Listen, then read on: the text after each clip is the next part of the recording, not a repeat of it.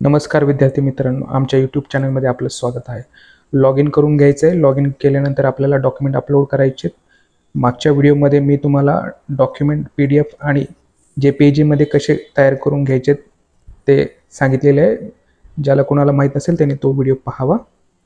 आता आपण जिथे ते सेव्ह केले आहेत ज्या फोल्डरमध्ये, त्या फोल्डरमधून आपण इमेजमध्ये JPEG जे फोटो आणि साईन हे आपण सेव्ह करून ठेवलेत ते आपल्याला अपलोड करायचे. तर सुरुवातीला कलर पासपोर्ट फोटो पाहिजे आपल्याला, तो आपण अपलोड करणार आहेत. त्यानंतर आपल्याला सिग्नेचर पाहिजे, ती सिग्नेचर जी आपण सेव्ह केलेली आहे JPEG इमेज, ते दोन्ही आपण अपलोड करणार आहोत. तर सुरुवातीला कलर पासपोर्ट जो की 100 KB कमी त्याची साईज पाहिजे. तर ते आपण आपल्या फोल्डरमध्ये जाऊन इमेजेसमध्ये जाऊन आपण सर्च करून फोटो आणि सिग्नेचर हे दोन्ही इमेज एकानंतर एक अपलोड करायचे. ठीक आहे, आता मी पासपोर्ट साईज, फोटो आणि सिग्नेचर हे दोन्ही अपलोड केले आहेत, तुम्ही पाहू शकता. आता त्यानंतर आपल्याला 10th ची मार्कशीट किंवा सर्टिफिकेट ह्याची जी आपण PDF बनवलेली आहे ती अपलोड करायची आहे. ती आपण आपल्या फोल्डरमध्ये जाऊन सर्च करणार आहोत, जिथे सेव्ह केलेली आहे.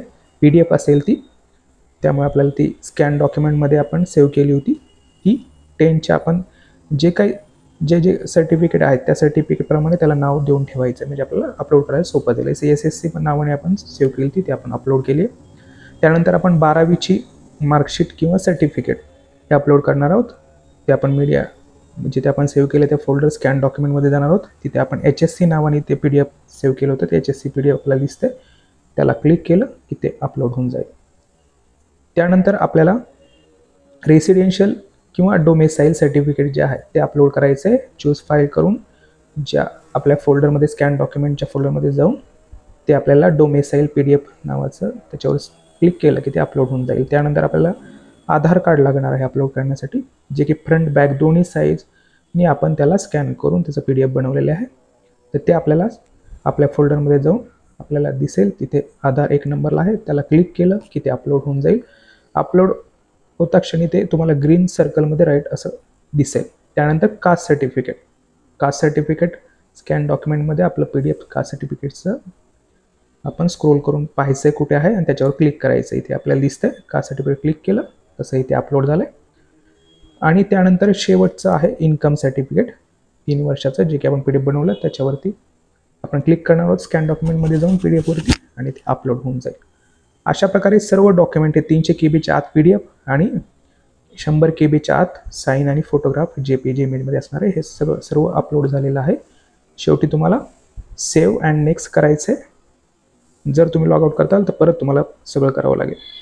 सेव्ह आणि नेक्स्टवर क्लिक केल्यावर लगेच तुमचा पुढचा फॉर्म जनरेट होईल, ज्याच्यामध्ये सगळी माहिती, तुमचा फोटो दिसेल, सिग्नेचर दिसतंय, पूर्ण तुमची माहिती, तुम्ही भरलेली स्कीम आणि बाकी सर्व तुमचे जे एज्युकेशनल डिटेल आहे, अपलोडेड डॉक्युमेंट डिटेल आणि डिक्लेरेशनला तिथे क्लिक करायचे. एनेबल एक क्लिकसाठी तुम्हाला दिलं असेल, त्याला क्लिक केल्यानंतर तुम्ही सबमिट करताल तर ते फायनल सबमिट असेल. आणि जर तुम्हाला मॉडिफाय करायचं, काही चेंजेस करायचे, तर मॉडिफायरवर क्लिक केलं तर ते मॉडिफाय तुम्ही करू शकता. फक्त रजिस्ट्रेशनमध्ये जन्मतारीख, मेल ID आणि मोबाईल नंबर ते तुम्ही मॉडिफाय करू शकणार नाहीत. सबमिट केलं फायनल असा मेसेज येईल तुम्हाला, request you to verify the detail, आणि लगेच तुमचा फायनल सबमिट होईल आणि ॲप्लिकेशन ID, स्कीमचं नाव आणि स्टेटस प्रिंट असं येईल. तर अशा प्रकारे सगळं तुम्हाला अपलोड करता येईल आणि तुमचा फॉर्म जनरेट होईल. ही झाली एकदम फायनल स्टेज. त्याच्यानंतर तुम्हाला शेवटच्या स्टेजला प्रिंटवर क्लिक केलं की तुम्हाला त्याचं PDF जनरेट होईल आणि ते तुम्हाला सेव्ह करून ठेवायचं आहे. ठीक आहे, हे PDF जनरेट झालं. प्रिंटवर आपण क्लिक केलं की PDF तुम्ही सेव्ह करायचं ॲज अ PDF म्हणून तुमच्या मोबाईलमध्ये.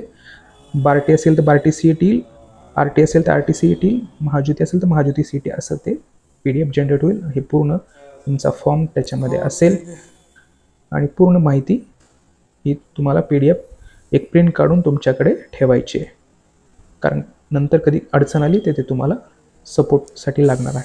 बाकी तुमचे सगळे डॉक्युमेंट हे अपलोड झालेले आहेत. ते सर्व डॉक्युमेंट तुमच्या बार्टीच्या CETच्या ॲप्लिकेशनमध्ये अपलोड झालेले आहेत. तर अशा प्रकारे हा पूर्ण फॉर्म झालेला आहे. आता यानंतर तुम्हाला ॲडमिट कार्ड मिळणार आहे. तुमची परीक्षेची डेट येईल आणि त्यावेळेस तुम्हाला ॲडमिट कार्ड जनरेट होईल आणि ते ॲडमिट कार्ड तुम्हाला लॉग इन करून त्याची प्रिंटआउट घ्यायची. तर एवढी महत्त्वाची माहिती तुम्हाला शेअर केलेली आहे. तर व्हिडिओला लाईक करा, चॅनलला सबस्क्राईब करा आणि मित्रांना हा व्हिडिओ शेअर करा. थँक्यू.